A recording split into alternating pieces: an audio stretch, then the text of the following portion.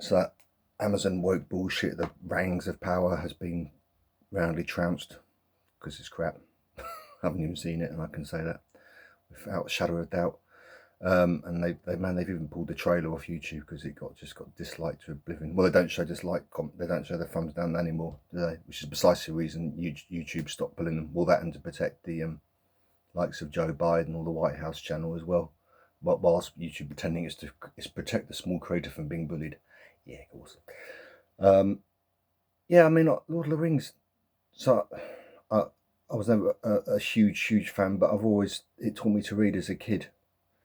I was in a remedial reading class at school. I was just hopeless, and then I found Lord of the Rings, and over 2 or 3 years I read a lot, and that kind of taught me to read. So I've always felt a bit sort of nostalgic about them there, but I can't claim to be a super fan. I mean, it's Christopher Lee, the famous English horror actor, or the famous actor. He read Lord of the Rings once a year. He read it, yeah, every year he read it. But I've always liked, because I've got a bit of obsession with the First World War, and I've always liked the story of Tolkien himself, the author, J.R.R. Tolkien, and just what a case of serendipity it was that he actually made it through the war to be able to write his famous epic work.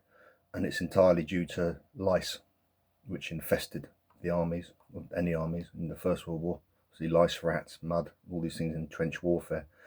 But the lice, so Tolkien, he avoided call up. I think he was at university, and eventually, but he was really getting pushed to join up, and he knew himself at that point he was going to be an officer.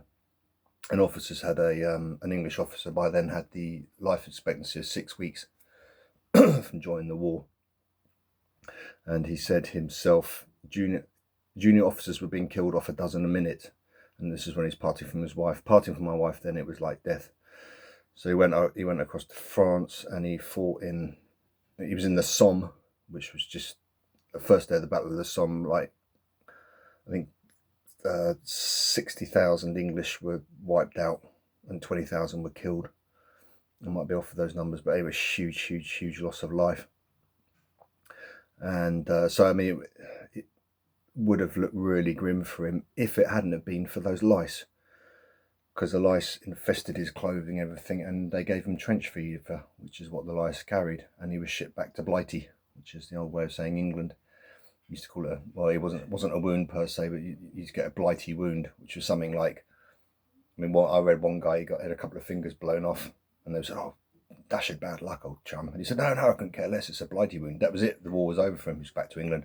He'd do something in admin or something, but his days of being on the front as a soldier were risking death, basically, were gone, were over.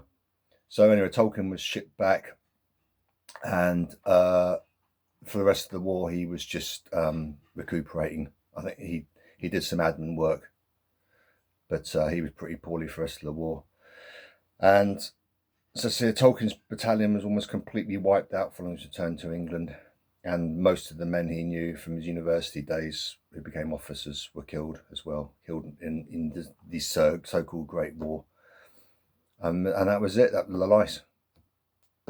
Thanks to the lice that gave him trench fever. I felt if it hadn't been for them, it's almost certain Tolkien would have been killed, and no one would be talking about the Lord of the Rings or any stupid, crappy, disrespectful, woke remakes. All due to them lice.